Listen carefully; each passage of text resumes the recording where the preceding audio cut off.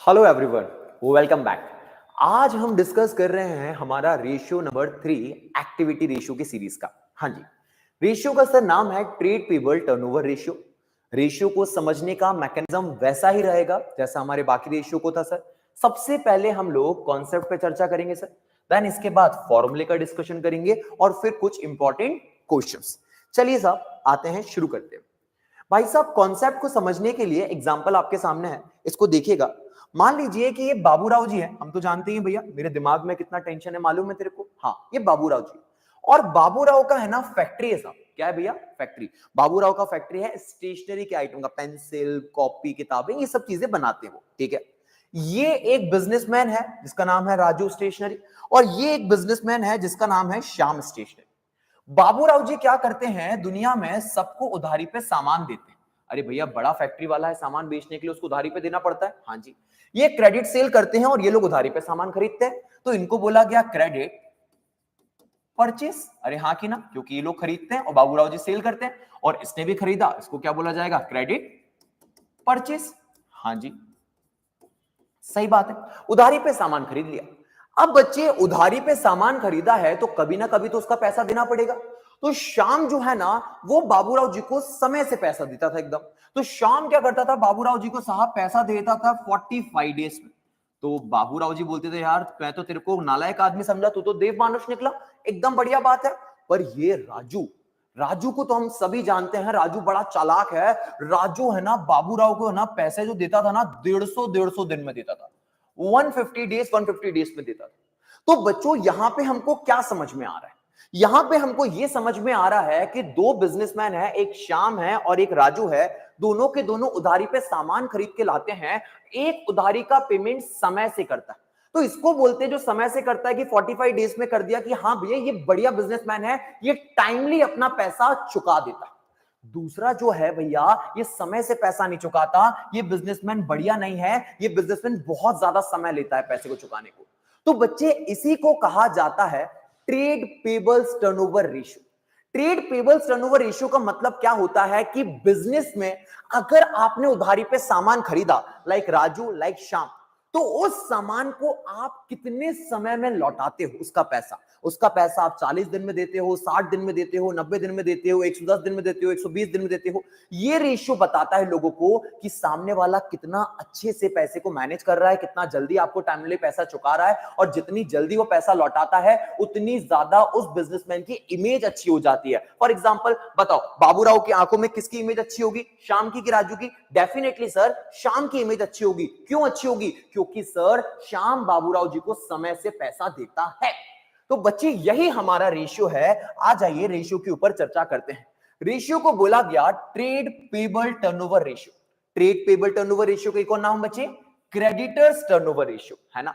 Trade payable मतलब, trade का मतलब बिजनेस, पेबल मतलब बिजनेस में अगर आपने उधारी पे सामान खरीदा तो उसको कितना जल्दी आप पे करते हो। अरे हाँ कि ना साहब? तो देखो, बोला गया दिस रेशियो कैलकुलेट, क्या कैलकुलेट करता है? How efficiently a company uses its credit facility to pay its supplier। Company कितना एफिशिएंटली जो क्रेडिट फैसिलिटी मिला है, उधारी मिला है, उसको यूज करती है और कितना अच्छे से उनको पे करती है, टाइमली पे करती है। ये क्या बताता है? ये रेशियो बताता है। तो इस रेशियो का पूरा पर्पस यही है बच्चे, आपने उधारी पे सामान खरीदा, कितनी जल्दी कौन सा बिजनेसमैन उधारी लौटाएगा, इसके बारे में बताने के लिए इस रेशियो को बनाया गया। आप जितनी जल्दी उधारी लौटाओगे उतने अच्छे आपके बिजनेस रिलेशन बनेंगे, उतनी अच्छी आपको और क्रेडिट उधारियां मिला करेंगी, और बिजनेसमैन आपको उधार पे सामान दिया करेंगे। क्यों? क्योंकि आप टाइमली प्रीपेमेंट करते हो। अगर आप टाइमली पेमेंट नहीं करोगे तो भैया बिजनेसमैन आपको उधारी देना बंद कर देंगे, है ना। वो लोग आपसे दूर रहेंगे कि नहीं, इसको उधारी पे सामान नहीं दे सकते, ये आदमी पैसा देता ही नहीं है साहब। पक्की बात है? बिल्कुल सही सर। आ जाइए, फिर देखिए बच्चे, इसका फॉर्मूला क्या होता है। ट्रेड पेबल टर्नओवर रेशियो का बड़ा सिंपल फॉर्मूला होता है बच्चे। देखिए क्या होता है, अगेन ट्रेड पेबल वर्ड का मतलब क्या होता है? ट्रेड का मतलब बिजनेस, बिजनेस के रिगार्डिंग पेबल। तो भैया इसको है ना क्रेडिटर्स टर्नओवर रेशियो भी बोलते हैं। क्रेडिटर का मतलब जिनसे हमने उधारी पे सामान खरीदा, उनको हम क्या बोलते हैं बच्चे? क्रेडिटर। ठीक है, तो क्रेडिटर टर्नओवर रेशियो, हमने जो उधारी पे सामान खरीदा, क्या फॉर्मूला होगा? सबसे पहले लिखा जाएगा बच्चे नेट क्रेडिट परचेस। हमने साल भर में कितना सामान उधारी पर खरीदा, कितना सामान उधारी पे हमने साल भर में खरीदा। सर कैसे निकलता है नेट क्रेडिट परचेस? बच्चे जरा देखना, सबसे पहले हमको निकालना है टोटल परचेस। क्या निकालना है बच्चे? Total purchase. टोटल परचेस मतलब पूरा सामान क्या खरीदा हमने, उसमें से सर हमको माइनस कर देना चाहिए कैश परचेस। क्यों सर? अरे कैश परचेस का तो बच्चे हम पेमेंट तुरंत करके आ गए होंगे ना, हम तो हमारी क्रेडिट पेमेंट को देख रहे हैं ना, क्रेडिट की जो हमने उधारी लौटाई है उसकी रिपेइंग कैपेसिटी को देख रहे हैं ना। हाँ जी साहब, और इसी में से बच्चे माइनस कर देना है परचेस रिटर्न। तो देखिए ना कितना आसान है। कहा गया कि अगर आप निकालना चाहते हो नेट क्रेडिट परचेस तो टोटल परचेस निकाल लीजिए, जितना भी सामान खरीदा इसमें से हटा दीजिएगा वो सामान जो कैश में खरीदा था और वो सामान जो आपने वापस कर दिया। तो इसके बाद जो सामान बचेगा वो सामान क्या हो जाएगा आपका? क्रेडिट परचेस, उधारी पे खरीदा हुआ सामान। तो मान लीजिए आपने साहब जितना भी सामान साल भर में उधारी पे खरीदा, ये पूरा का पूरा साल है, साल भर में आपने उधारी पे जितना भी सामान खरीदा वो आपने यहां पे लिख दिया, ठीक है, divided by average trade payables. Average trade payables क्या होता है बच्चों? हमने हर वीडियो में देखा है, एवरेज वर्ड का मतलब कि ऑन एन एवरेज कितने रुपए की उधारी हमारे सर पर रहती है।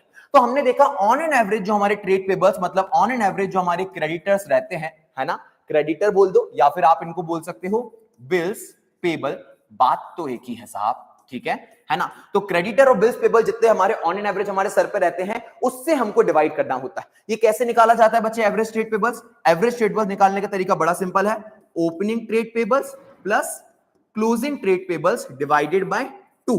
साल के शुरुआत में कितने रुपए की उधारी थी, साल के अंत में कितने रुपए की उधारी है, और डिवाइडेड बाय 2 कर देंगे तो पता चल जाएगा कि ऑन एन एवरेज हमारे ऊपर कितने रुपए की उधारी रहती है ना। और ट्रेड पेबल का मतलब क्या होता है बच्चे? दो चीजें, एक क्रेडिटर्स आते हैं और एक क्या आते हैं बच्चे? Bills payable. हमको ये बात पता है, डेटर का मतलब भी दो चीजें, एक आते हैं हमारे क्या? डेटर, और एक बिल्स रिसीवेबल। बरोबर सर। तो ये पूरा का पूरा हमारा फॉर्मूला बनके आ गया साहब। नीचे क्या लिखा है इसको छोड़ दीजिए, अभी मैं आपके साथ एग्जांपल लूंगा तब इसको बात करता हूं इंटरप्रिटेशन को। इतना फॉर्मूला हमने देख लिया साहब, बिल्कुल देख लिया साहब। आगे आ जाते हैं भाई साहब जल्दी से, इधर देखेंगे बच्चों, एग्जांपल से बात समझाता हूं, है ना। मान लीजिए साहब कि एक बिजनेसमैन है, उस बिजनेसमैन व्यापारी ने साल भर में कितना सामान उधारी पे खरीदा? 10 लाख का सामान उधारी पे खरीदा। मतलब ये पूरा का पूरा साल है, साल में बार बार उसने उधारी करी और पूरे समय की उधारी को जोड़ा तो बताओ कितने का उधारी पे सामान खरीदा? 10 लाख का। फिर हमने बोला कि अच्छा हम देखना चाहते हैं कि इसकी रीपेइंग कैपेसिटी कितनी अच्छी है, ठीक है, हम इसका ट्रेड पेबल टर्नओवर रेशियो निकालना चाहते हैं।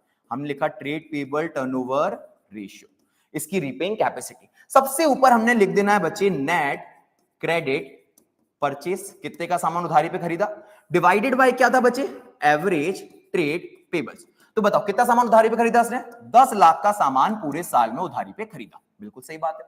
फिर divided by average trade payable का मतलब क्या हो गया बच्चे कि साल के शुरुआत में कितने रुपए की उधारी थी इनके ऊपर? तो हमने देखा साल के शुरुआत में उधारी थी 20,000 रुपए की, ठीक है। साल के अंत में कितने की उधारी है? साल के अंत में इनके ऊपर उधारी है 30,000 रुपए की।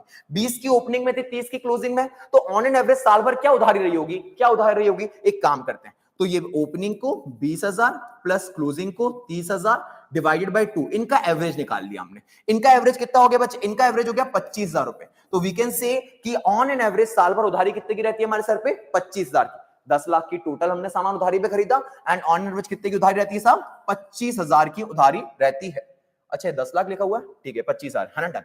चलिए अब बच्चे 10 लाख को 25,000 से डिवाइड कर देंगे अगर हम, तो 10 लाख डिवाइडेड बाय 25,000, तो ये आ गया 40 टाइम्स। क्या आ गया साहब? ये 40 टाइम्स। अब जानते हैं आप लोग ये 40 टाइम्स हमको क्या बोलेगा? ये 40 टाइम्स हमारे कान में आके ये बोलेगा कि ये जो व्यापारी है ना, ये अपने अकाउंटिंग पीरियड में इतना एफिशिएंटली पैसे को यूज करता है कि अपने क्रेडिटर का पेमेंट 40 बार करता है। कितनी बार करता है साहब?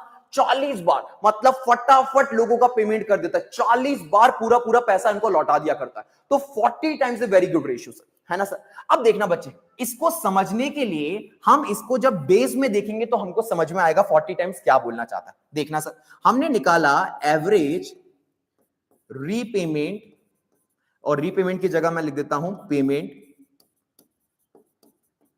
एवरेज पेमेंट डेज, कितने दिन में ऑन एवरेज पेमेंट करता है। बताओ एक साल में कितने दिन होते बच्चे? 365, ठीक है, 365। और बताओ हमारा रेशियो कितना आया बच्चे?